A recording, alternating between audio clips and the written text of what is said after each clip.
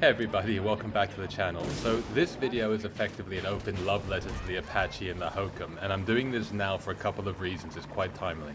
The first is that DICE has announced some relevant changes. So first of all, the attack helicopter is being reviewed by the community. I'm guessing its metrics, survivability, kill rate, pick rate is still not satisfactory relative to the stealth helicopter and the Nightbird. So it's a good time to check in and get to know it. And the second thing DICE has said is that the Wildcat is now being moved to its own category, with addition of stationary AA being introduced into the game. So we're going to see a lot more anti-air, and particularly the Wildcat is quite the nemesis for the Apache, as I'll show. So just wanted to quickly talk about that and how we might handle it. But those are just convenient excuses to do this now. Underneath all of that is just simply I was wrong about this vehicle. And one of the things I love about Battlefield is you can pick a new vehicle, gear, specialist, and rediscover the game through a whole new lens and inject loads more fun into your evening. Hopefully you've noticed through the intro the sheer range of vehicles and situations I'm now learning to handle as an Apache pilot. And that's what I want to share with you guys, the growth, the coming to understand the vehicle, realizing how effective it is, how fun it is, and something which frankly was never on my pick list has now moved pretty close to the top. I mean, I now actually enjoy playing the Apache, and I have really good results with it. Now, I've made enough YouTube videos now and seen the data to know we're now at the magic minute-and-a-half mark. That means people who weren't interested in what I was talking about, they've already gone, absolutely no worries, and those of you who are interested, you're still here. So whilst I've still got you, straight off this intro, I want to talk about the most important section in this video, which were the 3 critical mistakes in my assessment I was making with the Apache. Once I got my head around these and my fingers adjusted, the mechanics of play, my enjoyment and my success just went up exponentially. After that, I just want to run through how to take out transports, helicopters, ground armor, the Wildcat, I've given its own section, and then infantry. For any of you pros or experienced heli pilots, please speak up, shout out. That's what this channel's for. It's not impolite to tell me I'm doing something wrong. I really appreciate the feedback. All right, let's go.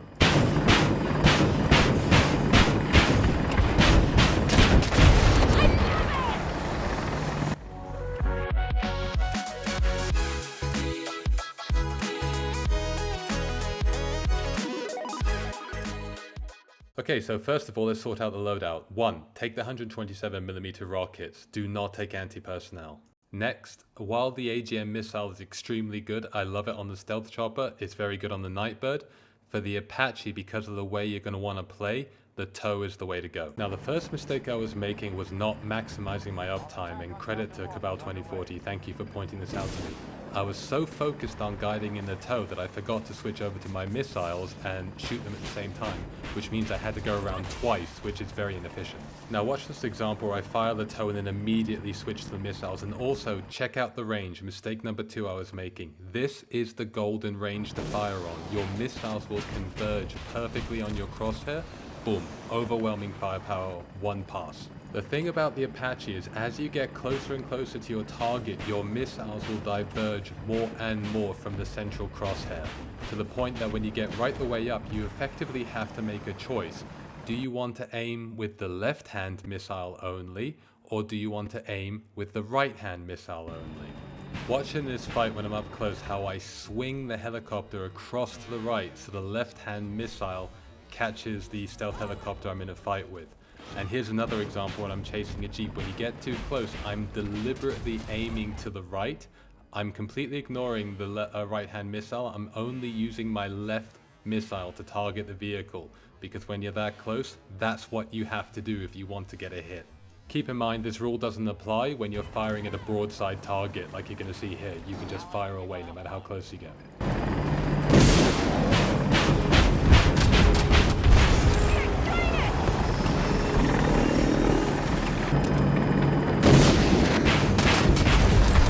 We'll talk more about crosshair placement when we get to the aerial fights, but please just keep those principles in mind. Okay, so let's talk about how we take down each type of vehicle with the Apache, starting with the transport. For those who've been on the wrong end of it, the transport is the bringer of death. Too many guns, high armor, they rip you apart, and it's even worse if you have 2 engineers in the back, particularly at Crawford, who are just repairing you 24/7. It's extremely difficult to kill one of them. Even Nightbirds with their maneuverability, their miniguns, their missiles, unless the transport has an absolute mare, you're not going to be able to take it out. The Apache, however, can do what no one else can, completely overwhelm the transport's health bar. A A tow hit followed by 127mm rockets vaporizes them. They can't respond. Let's look at another.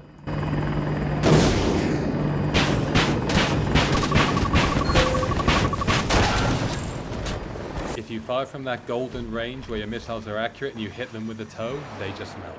Here's one where we're a bit closer and coming from below, just to mix it up a bit.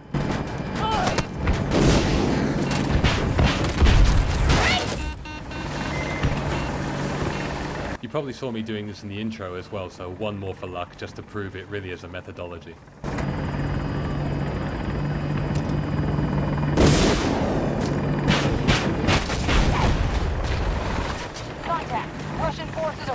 Even if you miss the opening tow shot, the 127s are so strong they'll still absolutely melt the helicopter. The Apache is brilliant. I'm so sorry when I said you were bad against air transports. I apologize. We'll end by showing just how accurate the rockets are at the golden range. Look at that, slight lead on the shot, absolute precision. Okay, let's move up the difficulty tree. Now we're on to small attack aircraft. Before getting to understand the Apache, coming face to face with a Nightbird was very often the last thing I saw before I died. However, if we apply what we've discussed, we can survive. So, we're in the golden range, but there's something else you need to do. You need to pitch the nose up to about here. This will hit the helicopter. I dropped my nose, I just need to pull it back up. I can hear Dan and Cabal laughing right now. You've only been trying to tell me this for 4 months. The key thing to remember, in addition to the golden range and that the missiles will increasingly diverge from the center as you get closer, you need to keep your nose up if you want to hit a helicopter in an air-to-air fight.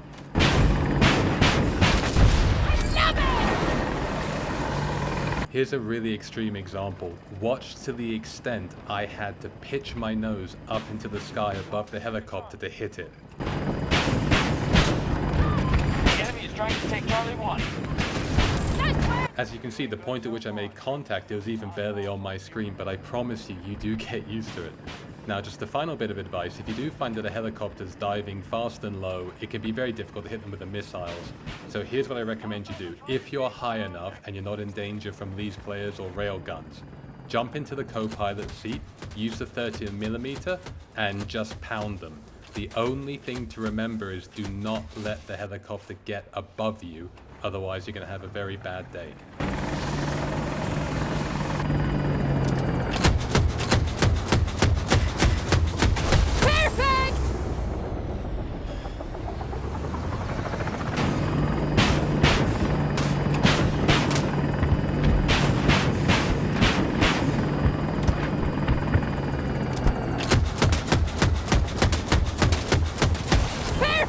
Of course, the best thing is to actually have a co-pilot. That just makes it so easy.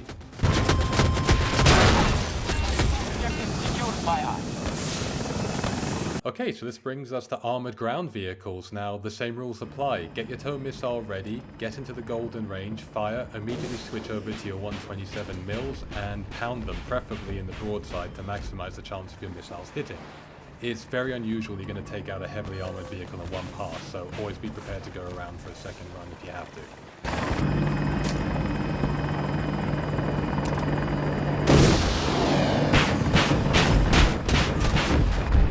Just note there that I stopped firing early because I didn't want to waste rockets. I wanted to save them when I got back to the golden range. I could cause more damage on the second pass. If you need a third pass, remember the tow will be up again. Stay high above his gun and at range, they never stood a chance.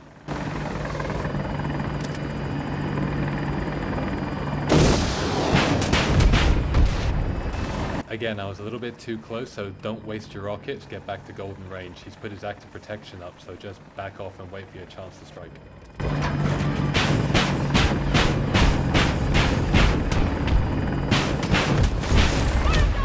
Also lovely that smoke does nothing to protect them.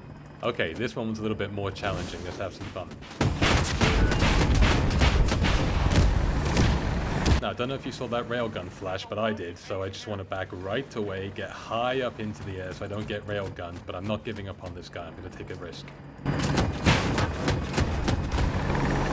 Okay, we should be safe from the spawn camping railgun if I drop low.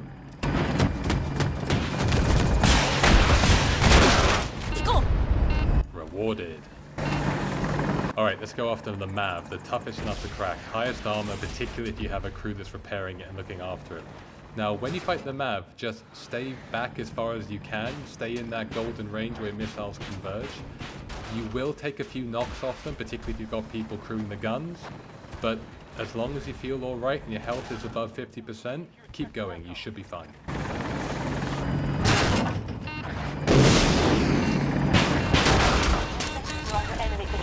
Lovely. I have completely converted to the tow missile with the Apache. Alright, let's take out another MAV. This one was fun.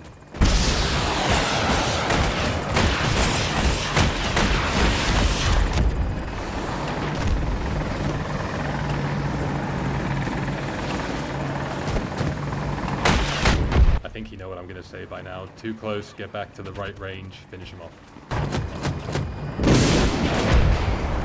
Won't lie, a bit surprised that didn't kill him, but only delaying the inevitable.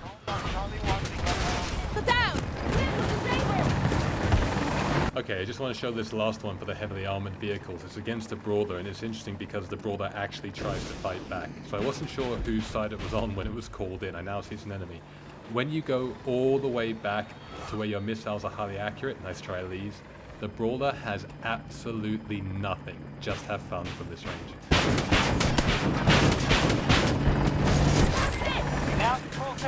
Simply put, the brawler is slow, your missiles are fast, and it has absolutely no chance of escaping an Apache. So yeah, don't forget to take out the little vehicles too, they deserve to die as well, equal treatment. But now I want to just quickly jump onto the next section, which is to talk specifically about the Wildcat, because they are lethal. Now, I would say conservatively, the Wildcat is responsible for about 7 out of 10 of my deaths when I'm flying an Apache. I hate that glitch, I hope they patch it. Just watch at the bottom right how my health bar gets evaporated when I get in range of one. And remember, DICE said not only are there going to be more of these, but the AA gun is actually being made more powerful, it's getting a buff, so good times. And don't forget the missiles either. When you're in a stealth helicopter, you absolutely want to rush in a Wildcat because you want to get above it, stay above it using a maneuverability, and then just laugh at it as you drop bombs, fire missiles, and there's nothing that they can do. If a Wildcat sees you in Apache, where you don't have that maneuverability or speed, maybe you'll get lucky. 9 times out of 10, you're dead. You won't take it out in one pass, they will shred you. I am not, however, advocating surrender. Just make sure the Wildcat doesn't see you and attack it from as far away as you can. The Wildcat has very low armor relative to the tank. When you have a clean crack at it, you can absolutely one-pass it.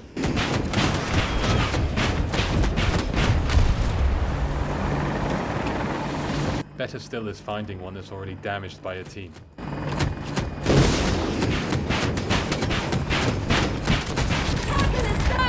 Mr. Tobit still took him out. If you find that you've been spotted, run. Don't be a hero. Get down into cover, repair yourself, make a plan, run a flank, and come around from the side. I'd also recommend knowing where your exit points are. So for me, I'm going to go over those mountains and break line of sight if I have to do a second pass, which it looks like I do, and that way I will be able to survive and surprise the Wildcat with where I'm going to pop out. But remember, there's 2 sides to every story. Remember where your extra Wildcats are going to be and stay close to them. They are the best mitigation. Seriously, it's the best defense against jets. Although, feel free to go head to head if you want to take your chances.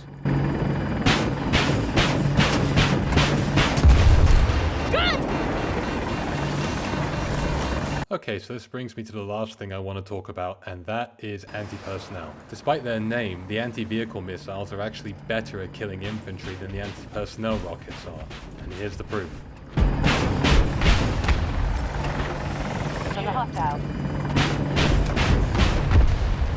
Alpha 2 under attack by the enemy.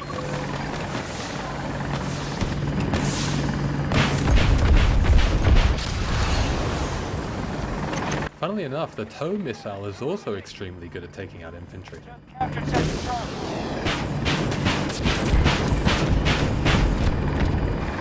Never knew that. Let's try it again. Learn something every day. End of section. There you go.